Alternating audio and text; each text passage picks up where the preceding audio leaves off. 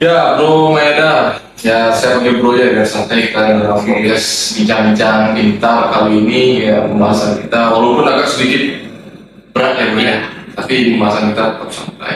Jadi kita tujuan kita dalam mengedukasi masyarakat, terutama kaum-kaum muda yang mungkin akan melaksanakan pernikahan nanti di tahun ini ya.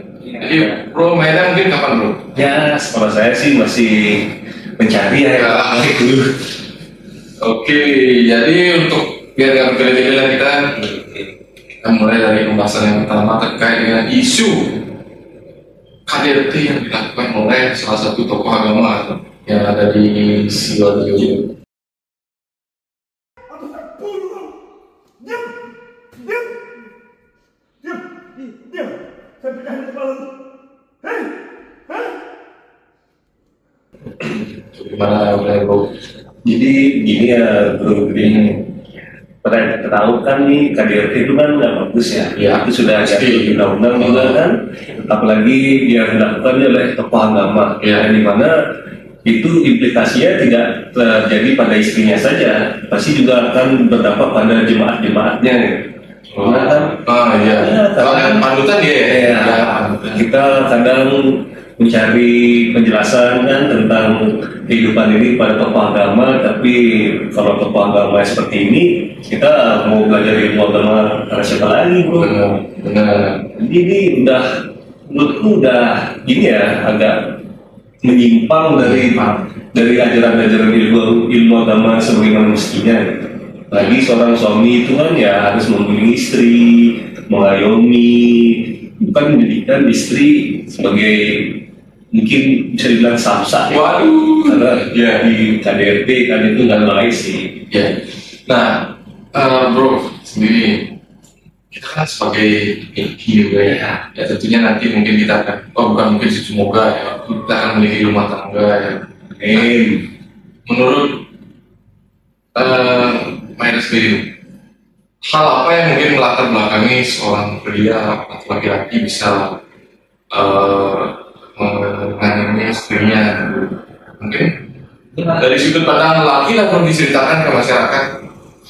Jadi mungkin Ya, ya, mungkin baru asumsi kita ya. ya kalau Cuma kan biasa setiap, ya disclaimer dulu kita nih, ya setiap latar belakang mental seseorang kan beda-beda. Mungkin ya yang itu mentalnya sebuah kuat nggak tahu gitu ya.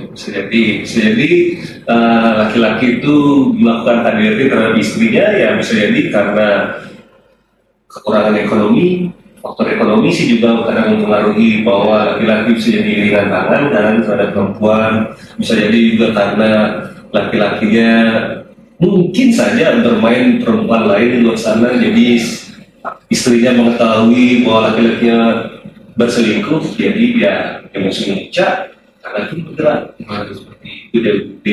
Tapi itu dah ya seperti yang Maeda sebutkan tadi, beberapa hal yang latar belakangi seseorang laki-laki itu menganiaya istrinya atau pasangannya. Misalnya yang pertama ya alasan ekonomi, terus yang kedua Ya, dan yang ketiga ya ego masing-masing ya. Dan sekali. mungkin dari dulunya pendidikan orang tua dari si pria tersebut mungkin agak keras ya jadinya gitu jadinya. Nah, Namun nggak ada satu nih berbeda yang walaupun yang ingin saya sangkal nih, Ya. ini kan berbeda dengan didikan orang tua keras. Sekeras-kerasnya didikan orang tua nih berbeda ya. Kita tuh sebagai laki-laki memang sewajarnya Ya. oleh kasar sama perempuan. karena kan kita dididik begitu kan untuk dimulai sebenarnya. Itu mungkin dulunya kita sempat dipukul pakai rotan, dicambuk ya kan, cuma kan biar kita kuat, mental kita kuat. Belum kan malah dengan tangan ya kan, Terus nanti itu berbeda. buat ini gawat nih kalau gini. Ya, dan dalam podcast bincang-bincang pintar ini kan kita membahas tentang isu hukum ya, ya dalam pembahasan kali ini tentunya kita akan kaitkan dalam segi atau perspektif hukum sendiri kita. Rumah Yada ini kebetulan juga salah satu wali magang di Lombok Kabupaten Muara. Nah, jadi menurut Mayada pandangannya gimana? Ya, kalau untuk masalah pandangan nih, karena saya masih internship di sini, Ya. jadi kan saya tidak bisa memberikan argumen. Ya mungkin analisa gini lah, analisa Saya sederhana. kalau untuk masalah KDRT ini kan sudah diatur di Undang-Undang 23 tahun 2004 ya tentang penghapusan kekerasan dalam rumah tangga. Yang dimana semua tuh diatur tuh di semua tentang jenis-jenis kekerasannya, apa yang dilakukan, yang bisa dikategorikan dengan kekerasan dan sanksi-sanksinya pun ada Sudah ada di sana ya gitu. Jadi ya kedepannya sih semoga dengan adanya undang-undang ini untuk bisa memberikan efek jerah ya terhadap para pelaku Ya oknum beberapa, jadi nggak semua lelaki itu sama ya. Wah, Iya, cuma yang itu udah lama ya undang-undangnya. ya sudah di tahun 2004 2004 kan berarti kurang lebih 10 tahun. 20 tahun ya? 10 tahun. 20 tahun sih baru Belum ya? sudah 20 tahun. 2004 sekarang Ya. Biasanya kan yang kita lihat di lapangan kan beberapa kasus yang terjadi beberapa minggu yang lalu, beberapa hari yang lalu, kan si cewek yang takut untuk melaporkan atau mengadu tentang menurut ada sendiri apa yang latar belakang ini. ya berdasarkan Kenapa si cewek takut itu?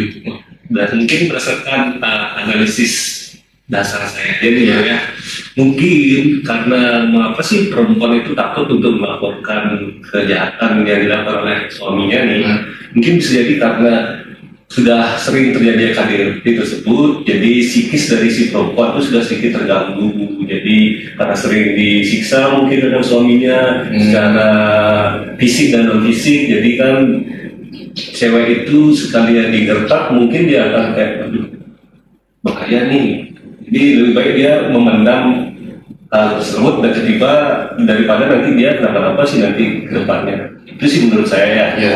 Tapi kalau menurut Bro Bedi gimana dia? Ya kalau menurutku sih mungkin yang pertama dijadikan alasan proteksi wanita ya itu yang perempuan yang melakukan tidak kekerasan dalam rumah tangga yang pasti anak lah tentunya ya kan. Nah, cuma kalau menurut saya ya karena soalnya kita belum mengalami bro, aduh semoga tidak ya. Maksudnya kita belum ada di jenjang Pernikahan ya berumah tangga gitu sama semua. Nah, cuma kalau menurut saya ya daripada anaknya melihat orang tuanya terus berantem, itu kan nanti kan berdampak ke anaknya ya kan. Jadi kalau itu nikah aja lah bro, ya itu nikah daripada nanti anak yang jadi korban. Ya kita bisa beralasan atau ego kita tinggi kok harus ini orang cuma kebanyakan orang tua adalah tidak bisa atau tidak mengerti tentang psikis anaknya ketika berantem itu. ya cuman ada lebih baiknya nih bro gitu ya. Daripada memutuskan hubungan pernikahan tersebut ada baiknya nih dirundingkan dulu karena kan kalau di Kristen nih bro gitu ya Nah, paling soal agama lah nih ya. karena pelakunya merupakan oknum tokoh agama jadi mungkin saya bisa menambahkan dari sudut pandang agama sih karena kebetulan juga nih saya beragama Kristen jadi di Alkitab tuh ada ayat Tuhan yang mengatakan bahwa apapun yang dipersatukan Tuhan itu tidak boleh dipisahkan bro jadi lebih baik mending diperbaiki aja dulu ya kehidupan rumah tangganya mungkin kalau ada salah mungkin bisa saling introspeksi satu sama lain jangan langsung mengambil keputusan yang kayak sedikit berantem ya udah cerai aja itu tidak bagus gitu. Ya kalau segi upaya memulihkan keadaannya memang kayak gitu cuma kalau udah sampai main fisik itu kalau saya sih kayaknya ya itu sama punya terus sekali ya cuma nah untuk Bro Maeda sendiri nih, yang nanti akan melangsungkan pernikahan rumah tangga. Pengalaman sendiri, sempat nggak melihat atau nggak secara langsung apa itu tindakan kalian? Betul sekali ini tuh selama saya melihat dunia ini kebetulan sih saya belum pernah melihat kejadian itu.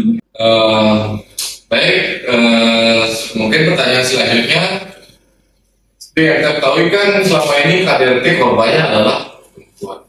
Nah, bagaimana jika laki-laki bro? Jadi di dalam undang-undang tersebut yang saya sebutkan itu ada sih kalau apabila korbannya itu laki-laki, namun sangat jarang sekali ya terjadi karena yang kita ketahui memang perempuan itu adalah makhluk yang paling lembut. Benar, setuju. Dan memang untuk misalnya dia ada posisi. Sebab kalau ada pukul ya terlaluan ya. Baiklah, karena ini sudah mulai di penghujung acara, mungkin sekian lah ya pembahasan kita, pembahasan singkat kita tentang KDRT ini. Intinya pesan dari kita ya dari Guru lah dulu baru ke saya. Kalau dari saya sih stop kekerasan terhadap perempuan, apalagi KDRT, apalagi melibatkan anak sebagai korban. Wah, itu sangat tidak manusiawi sekali. Terus harapan saya semoga perempuan-perempuan dimanapun, baik itu di Bali khususnya ataupun seluruh Indonesia, tidak takut untuk melaporkan apabila terjadi KDRT di rumah tangganya daripada menjadi korban. Ya, lebih baik kita selesaikan. Memang kalau memang itu tidak ada jalan keluar kan, melalui mediasi, melalui penyelesaian secara kekeluargaan, ya udah. Baik kita tempuh jalur hukum ya, daripada kelewatan ya itu sih bro. Ya dari menurut saya untuk pada kaum istri, apabila kaum istri menjadi korban KDRT yang dilakukan oleh suami Anda sendiri, nggak usah takut ya untuk melaporkan. Apabila kalian takut untuk melakukan hal tersebut secara sendiri ke pihak berwajib, untuk kaum istri bisa nih hubungin kita di mana Pak Gede? Di Law Firm Togar Stimorang. Jadi di sini ada dua sistem pelayanan. Yang satu secara pro bono, artinya tanpa dipungut biaya sedikitpun. Tentunya ini adalah apa ya namanya, sistem pelayanan yang cukup populer lah ya. Kalau di luar kan mungkin LBH, kalau di sini adalah PBH Panglima Hukum Bali. Jadi pelayanannya gratis tanpa dipungut biaya. Dan juga selain itu ada pelayanan law firm Togar Situmorang. Jadi sesuai dengan secara umum lah, sistem pelayanan law firm kan tentu ada biaya jasa hukum. Baik, mungkin itu saja teman-teman semua. Terima kasih telah setia menonton podcast Bincang-Bincang Pintar episode ke-6 kali ini. Nantikan episode berikutnya dalam segmen podcast Bincang-Bincang Pintar by Dr. Togar Situmorang. Oh ya, dan sekalian promosi nih bro. Baik rekan semua, sekalian promosi ya. Kita sebelum menutup acara ini, kita baru saja meluncurkan proyek baru bernama Brand Counselor. Jadi proyek apa itu bro? Jadi proyek Brand Counselor ini adalah proyek di bawah PT BGS, itu melayani tentang perizinan, baik itu izin usaha, izin pembangunan pendirian PT, CV, firma dan lain-lain. Bahkan juga termasuk pelayanan hak kekayaan intelektual bro. Lagi juga nih tuh sampai di sana. Jadi bagi kalian yang tertarik atau ingin mendaftarkan PT ataupun yang berurusan terkait dengan haki, namun tanpa ribet, silahkan ke Brand Counselor. Hubungi kami di bawah ini. Baik, itu saja rekan-rekan mungkin ya. Terima kasih atas waktunya, terima kasih telah menonton. Sampai jumpa di episode berikutnya. Bye-bye. Terima kasih.